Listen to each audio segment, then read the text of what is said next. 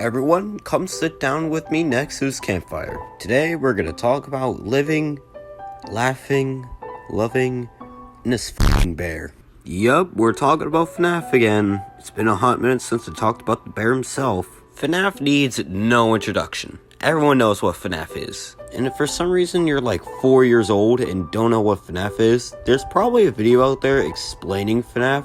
So go ahead and watch that first and then come back. So, you may be asking yourself, why am I talking about FNaF again? Well, I found a FNaF game that I believe is dead. Like, I mean very dead. So dead, in fact, that the servers for it had to be shut down as of writing this. And no, it's not a fan game. It's an actual official game, part of the franchise. You may be wondering, what is it? Buckle in, goobers, as we take a look at the 2019 classic, FNaF Special Delivery. Yes, I'm serious, this isn't a joke, this game exists. You probably know the game because of this menu here. And if you recognize it, you're not alone. This is what content farms use to drain all of the little Timmy's attention spans and give them massive amounts of brain rot. Okay, enough telling you guys how you may know this game. Let's get a move on. So for today, we're going to talk about how the game works, the history of the game, and why it's dead. Alright, let's get into it. So, the game is really simple to understand actually. It's essentially Pokemon Go, but with killer animatronics. You have to find an animatronic you want to, well, battle and collect, and that's pretty much it. Oh, and could I forget, since this is a mobile game that's for free, there's bound to be some in-game currencies that you'll get. Like with most games that are free, FNaF Special Delivery is no different. It has its own currency. For example, of currencies in games, Fortnite has their V-Bucks and Roblox has their Robux. FNaF Special Delivery has Fast Coins, which can be used to purchase boosters or extra batteries, or if you don't want to battle the animatronic you want, you literally purchase them right there. And also, this game has skins. For example, Freddy Fazbear has a lot of them. And one I could use as an example is Freddy Frostbear, or the character that's literally in the thumbnail of this video. But other than that, that's kind of how the game works.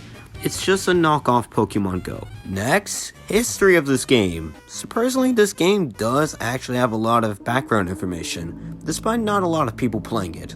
On September 6, 2019, the teaser announcement video for the game was uploaded, and along with that, the game's website can also be visited. The official announcement trailer for the game would soon be released a few days after.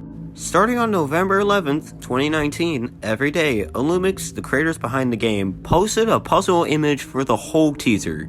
This, however, ended on the 21st, and on the 22nd, it was released for early access. The game would then go silent and only rarely added seasonal updates to it. On the 1st of February of this year, it was announced that Special Delivery was officially shutting down on March 14th, and that the game was going to be pulled from digital storefronts on February 3rd. Which ended up really being near the end of February 2nd. To celebrate the game, all paid content that was made purchasable with fast tokens and a special rewards track was released that would give the player thousands of fast tokens among other items. On March 14th, the game officially shut down, and if you did try opening the game, you would be led to an error screen. And that's basically the history. I know it wasn't a lot, but who really cares about a mobile game? Now finally, on to the reason why you're most likely here.